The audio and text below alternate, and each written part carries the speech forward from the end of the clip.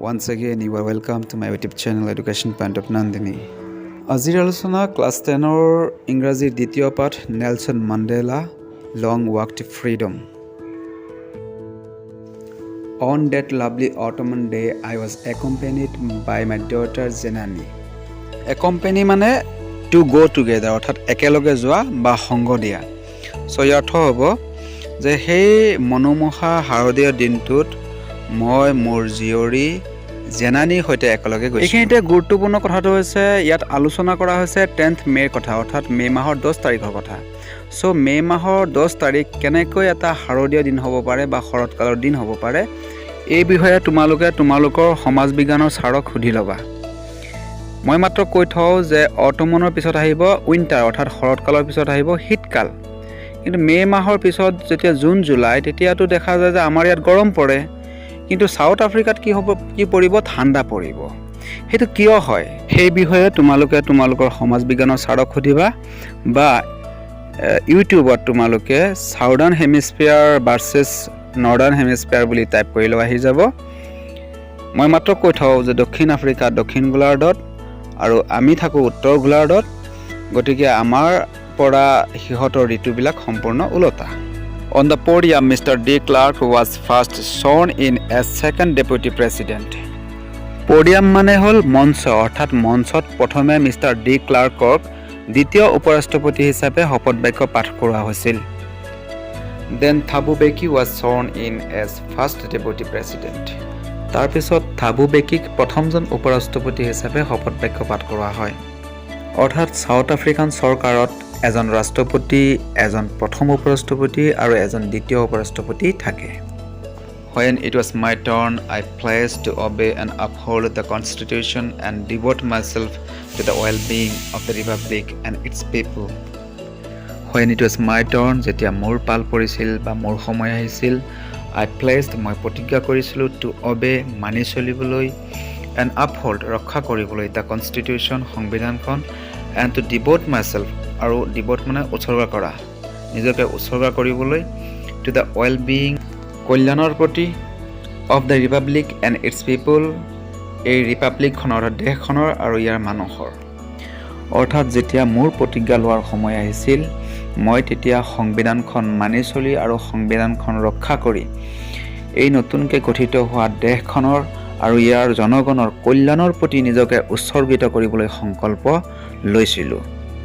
To the assembled guests and the watching world, I said, today all of us do, by our presence here, confer glory and hope to newborn liberty. Assembled adjective form, so ইয়াৰ অৰ্থ হ'ব একত্ৰিত বা সমাবেত. To the assembled guests and the watching world, সমাবেত অতিথি আৰু চাই থকা পৃথিৱীখনৰ প্ৰতি, I said, মই কৈছিলোঁ, today all of us do, by our presence here, অৰ্থাৎ আমি আজি সকলোৱে আমাৰ উপস্থিতিত confer glory and hope to newborn liberty. Confer মানে a formal word here give, চাইডত অৰ্থটো দিয়া আছে. গ্ল'ৰি হৈছে কিবা এটা এচিভ কৰাৰ পিছত, কিবা এটা লাভ কৰাৰ পিছত যিটো সন্মান বা খ্যাতি পোৱা যায় সেইটো. এণ্ড হোপ, আশা, টু নিউবৰ্ণ লাইব্ৰেৰীটি, নতুনকৈ স্বাধীনতা লাভ কৰা দেশখনৰ প্ৰতি. সমাবেত অতিথি আৰু চাই থকা পৃথিৱীখনৰ আগত মই নতুনকৈ জন্ম লাভ কৰা, স্বাধীনতা লাভ কৰা দেশখনৰ আশা আৰু মৰ্যাদাৰ কথা দিছিলোঁ. অৰ্থাৎ নেলছন মাণ্ডেলাই সমাবেত হোৱা অতিথি আৰু চাই থকা পৃথিৱীখনৰ উদ্দেশ্যি কৈছিল যে এই দেশখনে, অৰ্থাৎ নতুনকৈ স্বাধীনতা লাভ কৰা দেশখনে সেই দেশৰ জনগণৰ আশা আকাংক্ষাসমূহ পূৰণ কৰিব আৰু দেশখন এনেকৈ চলাৰ বাবে এই দেশখনে অন্যান্য দেশৰ সন্মুখত, অৰ্থাৎ আন্তঃৰাষ্ট্ৰীয় মহলত নিজৰ সন্মান, নিজৰ মৰ্যাদা লাভ কৰিব. Out of the experience of an extraordinary human disaster that lasted too long, must be born a society of which all humanity will be proud. Out of the experience, অভিজ্ঞতাৰ বাহিৰত, of an extraordinary human disaster, অসাধাৰণ মানৱীয় দুৰ্যোগৰ, that lasted too long, যিটোৱে বহুত দীঘল সময় last কৰিলে। Must be born a society, এটা সমাজ ব্যৱস্থা জন্ম হ'ব, of which all humanity will be proud, যাৰ প্ৰতি সমগ্ৰ মানৱ জাতি গৰ্বিত হ'ব। অৰ্থাৎ নেলছন মাণ্ডেলাই ইয়াত উল্লেখ কৰিছে যে যি অসাধাৰণ মানৱীয় দুৰ্যোগ যিটো দক্ষিণ আফ্ৰিকাত এটা দীঘল সময় ধৰি চলিছিল, সেই দুৰ্যোগৰ অভিজ্ঞতা নোহোৱা এনে এক সমাজ ব্যৱস্থাৰ জন্ম হ'ব, যি সমাজ ব্যৱস্থাক লৈ গোটেই পৃথিৱী গৰ্বিত হ'ব, গোটেই পৃথিৱীয়ে গৰ্ব কৰিব। We who were outlaws not so long ago have today been given the rare privilege to be host to the nations of the world on our own soil.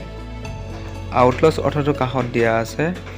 Because of its policy of apartheid, many countries had earlier broken off diplomatic relations with South Africa. অৰ্থাৎ এপাৰ্থেইডৰ প্ৰেক্টিছৰ কাৰণে আগতে বহুতো ৰাষ্ট্ৰই south আফ্ৰিকাৰ সৈতে কূটনৈতিক সম্পৰ্ক ত্যাগ কৰিছিল। ৰেৰ মানে খুব কম, দুৰ্লভ, প্ৰিভিলেজ বিশেষ অধিকাৰ।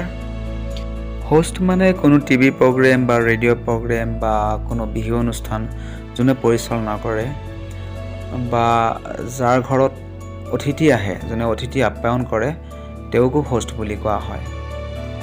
গতিকে we who were outlaws not so long ago, আমি যিসকল আউটলছ আছিলোঁ বেছিদিন আগতে নহয়, মানে কিছুদিন আগলৈকে, have today been given the rare privilege, আজি আমাক দিয়া হৈছে দুষ্প্ৰাপ্য বিশেষ অধিকাৰ, to be the host হ'বলৈ, to the nations, জাতিবিলাকৰ, ৰাষ্ট্ৰবিলাকৰ, of the world, পৃথিৱীৰ, on our own soil, আমাৰ নিজৰ মাটিত।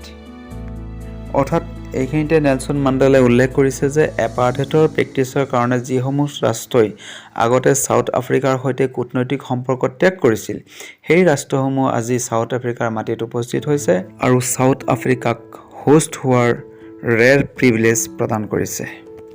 We thank all our distinguished international guests for having come to take possession with the people of our country of what is, after all, a common victory for justice, for peace, for human dignity. ইয়াত Nelson মাণ্ডেলাই বিশিষ্ট আন্তৰ্জাতিক নেতাসকলক অহাৰ বাবে ধন্যবাদ জনাইছে।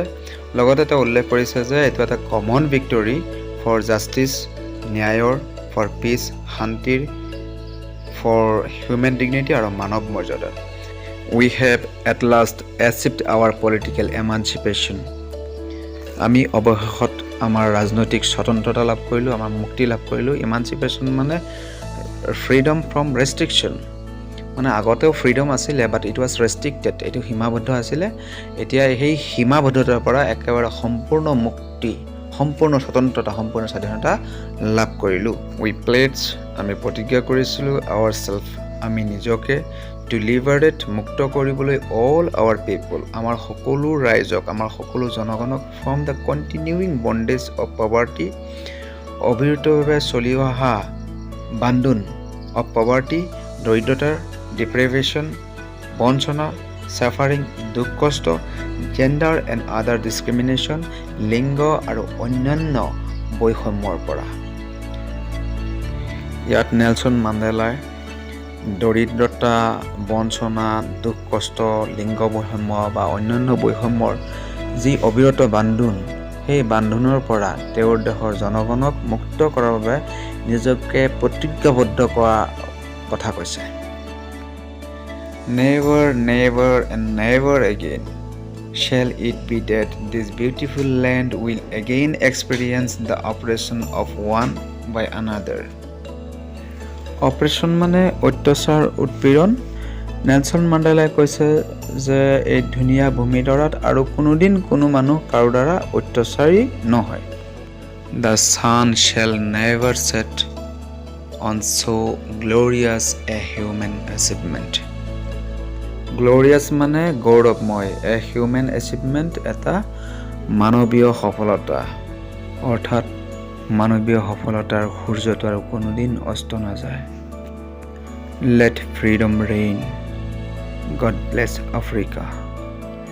ৰেইনৰ চিনোনিমছ হৈছে rule কৰা বা শাসন কৰা। Let freedom rule. God bless Africa.